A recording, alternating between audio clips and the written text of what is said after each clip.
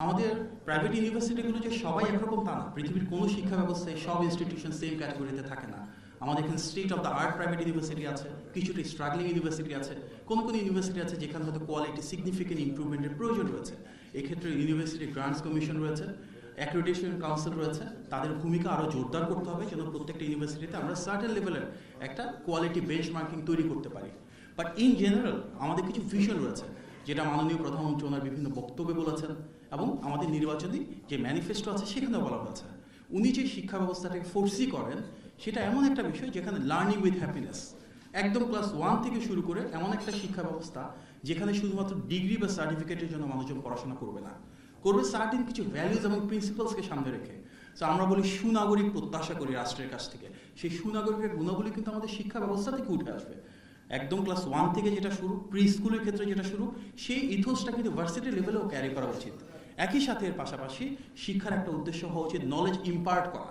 অবশ্যই উচ্চশিক্ষাতে সবচেয়ে অ্যাপ্লাইড হবে তা না, বেসিক সায়েন্স, ফান্ডামেন্টাল রিসার্চ সবই কিন্তু আমাদের উচ্চশিক্ষার একটা অংশ।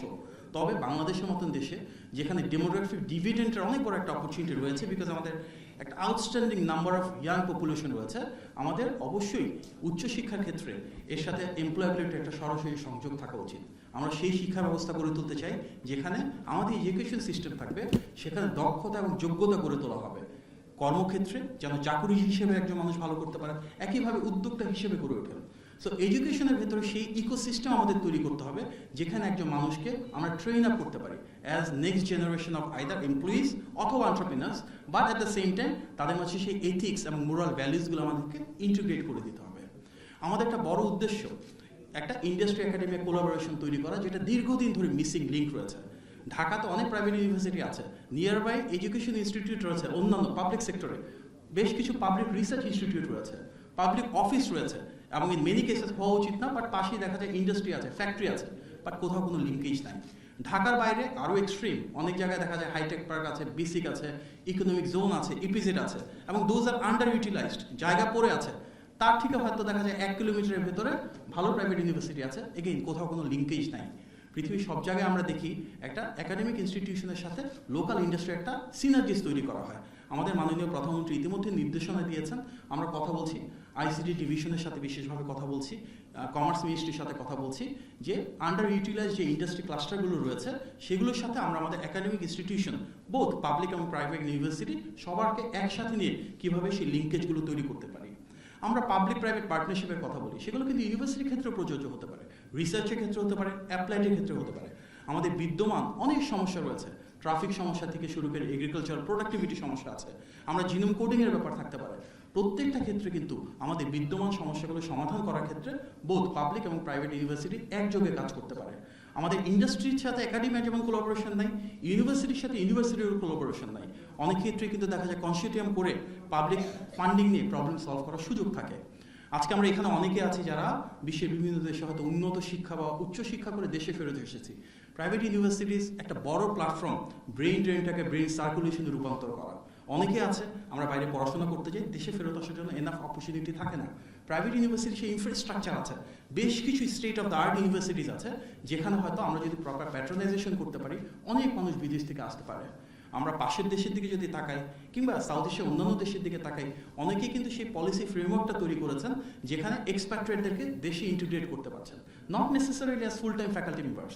হতে পারে সামার স্কুলে একটা কোর্স নিতে ওনারা আসতে পারেন, হতে পারে স্টুডেন্ট এক্সচেঞ্জ প্রোগ্রামের মাধ্যমে, ফ্যাকাল্টি এক্সচেঞ্জ প্রোগ্রামের মাধ্যমে। আমরা যে এডুকেশন সিস্টেম ফোর্সি করি সেখানে আমাদের দেশের ভেতরে ডোমেস্টিক কোলাবোরেশন যেমন থাকবে, ইন্টারন্যাশনাল কোলাবোরেশন এবং কানেক্টিভিটিও বাড়াতে হবে, এবং সেই ক্ষেত্রে আমাদের ডায়াসপোরাস অনেক বড় ভূমিকা পালন করতে পারে। আই টু বিলিভ প্রাইভেট ইউনিভার্সিটিগুলোতে গ্র্যাজুয়ালি আমাদের পিএইচডি ইন্ট্রোডিউস করা উচিত, এবং সেই ক্ষেত্রে কিন্তু আমাদের যারা এক্সপ্যাট্রিয়েট রয়েছে, ডায়াসপোরাস রয়েছে, তাদেরকে আমরা ভালোভাবে কাজে লাগাতে পারি। অনেক দেশে আছে যারা পিএইচডি স্টুডেন্ট যখন নেয় ফ্যাকাল্টি মেম্বাররা, তারা তাদের নিজের দেশের নিজের ইউনিভার্সিটির যারা স্টুডেন্ট তাদেরকে প্রায়োরিটাইজ করতে পারে। আমরা সেই কালচারটাও ডেভেলপ করতে পারি। আমাদের মাননীয় প্রধানমন্ত্রী বলেছেন gradually over the period of time আমরা রিসার্চ কাউন্সিল ইন্ট্রোডিউস করতে যাচ্ছি। সেই রিসার্চ কাউন্সিলে both public university and private university বেশ কিছু প্রবলেম ওরিয়েন্টেড রিসার্চের বা সলিউশনের কাজ করতে পারে। অর্থাৎ আমাদের দৈনন্দিন জীবনে যে সমস্যা, সেই সমস্যাগুলো সমাধানের ক্ষেত্রে private university can play a phenomenal role. সব ইউনিভার্সিটিতে নাই, বাট বেশ কিছু ইউনিভার্সিটির মধ্যে ক্যারিয়ার সার্ভিস রয়েছে। আমাদের প্রত্যাশা প্রত্যেকটা ইউনিভার্সিটিতে ক্যারিয়ার সার্ভিস থাকবে, ক্যারিয়ার ফেয়ার থাকবে, ক্যারিয়ার কাউন্সিলিং এর অ্যারেঞ্জমেন্ট থাকবে। আমরা যখন বাইরে পড়াশোনা করতে গিয়েছি সেখানে দেখেছি এক্সট্রা কারিকুলার অ্যাক্টিভিটিসের খুব থ্রাইভিং একটা এনভায়রনমেন্ট থাকে, যেখানে রেগুলার যে কোর্স তার চাইতে এক্সট্রা কারিকুলার বিভিন্ন ধরনের অ্যাক্টিভিটির প্রতি স্টুডেন্টদেরকে আরও বেশি এনকারেজ করা হয়। আমরা সেই কালচারটা প্রত্যেকটা প্রাইভেট ইউনিভার্সিটিতে তৈরি করতে চাই, যেখানে তাদের যে ক্রিয়েটিভিটি রয়েছে সেটা তারা আস্তে আস্তে নিজেদের ভেতর ডেভেলপ করতে পারে। অনেক ভালো উদ্যোক্তা আছে যাদের হয়তো ভালো আইডিয়া আছে, কিন্তু সেই আইডিয়াটাকে কমার্শিয়ালাইজ করতে পারে না। প্রাইভেট ইউনিভার্সিটিকে আমরা গভর্নমেন্ট থেকে ফান্ডিং দিতে চাই, যেখানে আইডিয়া জেনারেশন করতে পারবে, ইনোভেটিভ আইডিয়াগুলোকে তারা কমার্শিয়ালাইজ করতে পারবে। সিড ফান্ডিং দেওয়া উচিত। প্রত্যেকটা ইউনিভার্সিটি থেকে কিছু স্টার্ট আপ জেনারেশনের জন্য একটা ইকোসিস্টেম হওয়া উচিত, কিন্তু আমাদের বাংলাদেশে এখনও পাবলিক এবং প্রাইভেট বোথ ইউনিভার্সিটিস থেকে খুব বেশি স্টার্ট আপ জেনারেশন হচ্ছে না। তো আমাদের সংশ্লিষ্ট মন্ত্রণালয়গুলোর সাথে সমন্বয়ের মাধ্যমে এডুকেশন মিনিস্ট্রি শুড লিড, যেখানে আমরা সিড ফান্ডিং প্রোভাইড করব, আমরা সফট গ্রান্ট প্রোভাইড করব, আমাদের যারা এন্টারপ্রেনার রয়েছে তাদেরকে ট্রেনিং দেব। মাননীয় প্রধানমন্ত্রী বেশ কয়েকবার কতগুলো ভিশনের কথা বলেছেন, imparting skills and technicalities for the students. তার জন্য বলছেন টেকনিক্যাল অ্যান্ড ভোকেশনাল এডুকেশন শুরু করতে হবে, এবং সেই জন্য কিন্তু আমরা উদ্যোগ গ্রহণ করেছি। আলহামদুলিল্লাহ ক্লাস 8 থেকে আমরা থিওরিটিক্যাল পাশাপাশি প্র্যাকটিক্যালি প্রত্যেক স্টুডেন্টের জন্য, ওয়েদার সায়েন্স, আর্টস অথবা কমার্স হোক, টেকনিক্যাল অ্যান্ড ভোকেশনাল এডুকেশন আমরা ম্যান্ডেটরি করব। ইউনিভার্সিটি লেভেলেও কিন্তু টেকনিক্যাল এবং ভোকেশনাল এডুকেশনের ক্ষেত্রে মাইক্রো ক্রেডিট বা শর্ট কোর্স শুরু করা যায়। বিশ্বের অনেক দেশে আছে যেখানে দেখা যায় মাইক্রো ক্রেডিট কোর্স হচ্ছে অন ভেরি অ্যাপ্লাইড সাবজেক্ট, যেটার সাথে রিয়েল ওয়ার্ল্ডের কানেক্টিভিটি আছে, যেখানে জবের জন্য তাকে হেল্প করতে পারবে। এর পাশাপাশি আমাদের একটা বড় লক্ষ্য ল্যাঙ্গুয়েজ সেন্টার প্রতিষ্ঠা করা। ইতিমধ্যে মাননীয় প্রধানমন্ত্রী বলেছেন যে আমরা থার্ড ল্যাঙ্গুয়েজ ইন্ট্রোডিউস করতে চাই, বাট এতগুলো স্কুলে করা তো ডিফিকাল্ট। হয়তো এখানে প্রাইভেট ইউনিভার্সিটি এত স্ট্রং ইনফ্রাস্ট্রাকচার আছে কয়েকটা ইউনিভার্সিটি, হয়তো আপনারাই লিড নিতে পারেন, ল্যাঙ্গুয়েজ সেন্টার প্রতিষ্ঠা করতে পারেন, যেটা দু একটা ইউনিভার্সিটিতে উদ্যোগ নিচ্ছে বা নিয়েছে।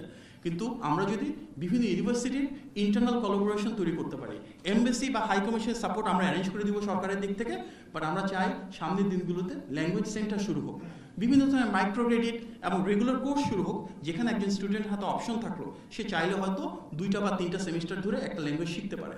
লেটস সে 3 মাস করে যদি 6 মাস একটা ল্যাঙ্গুয়েজ ট্রেনিং হয়, তাহলে কিন্তু উচ্চশিক্ষার্থী বিদেশে গেলে তার স্কলারশিপ পেতেও সুযোগ সুবিধা তৈরি হবে।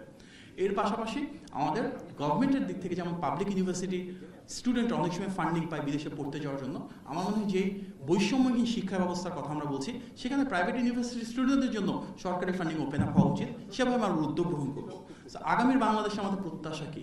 এমন একটা বাংলাদেশ যেখানে আমরা সুনাগরিক হিসেবে আমাদের শিক্ষার্থীদেরকে গড়ে তুলতে পারবো। আগামীর বাংলাদেশে আমাদের যে ভ্যালু এবং নলেজ বেসড এডুকেশন হবে, সেখানে ফোরফ্রন্টে কিন্তু প্রাইভেট ইউনিভার্সিটি থাকতে হবে, কারণ পাবলিক ইউনিভার্সিটির অনেক জায়গায় লিমিটেশনস রয়েছে।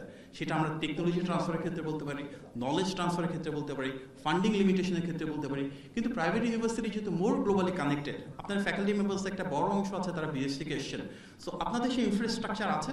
এর সাথে অ্যাজ আ গভর্নমেন্ট আমাদের দিক থেকে highest level of policy support থাকবে। গভর্নমেন্ট তো পলিসি সাপোর্টটাই দিবে, we are here two facilitate.